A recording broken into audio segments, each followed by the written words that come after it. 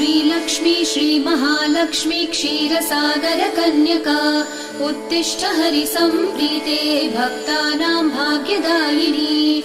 श्रीलक्ष्मी श्रीमहालक्ष्मी क्षीरसागरकन्यका उत्तिष्ठ हरिसम्प्रीते भक्तानां भाग्यदायिनी।